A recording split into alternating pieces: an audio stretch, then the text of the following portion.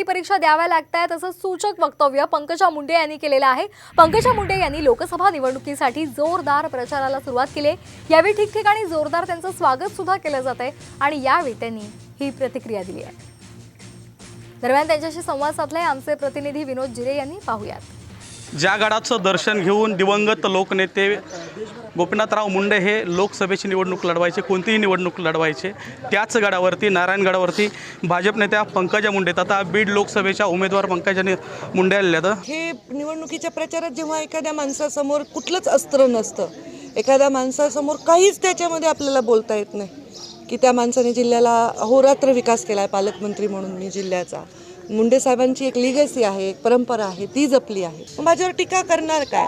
अशा वेळी कोणीतरी मागून वार करण्यासाठी जातीचं अस्त्र उगारण्याचा प्रयत्न जर करत असेल तर ते अस्त्र अनेक वेळा उगारलं गेलेलं आहे।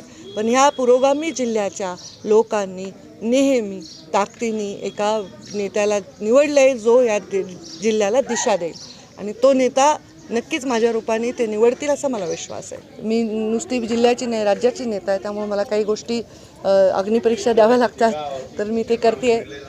मला भावनिक होणं साहजिक आहे, पण शेवटी माझ्या मागे फक्त प्रीतमची जबाबदारी नाही आहे, असंख्य लोकांची जबाबदारी आहे। विनोद जिरे, साम टीव्ही, नारायणगड।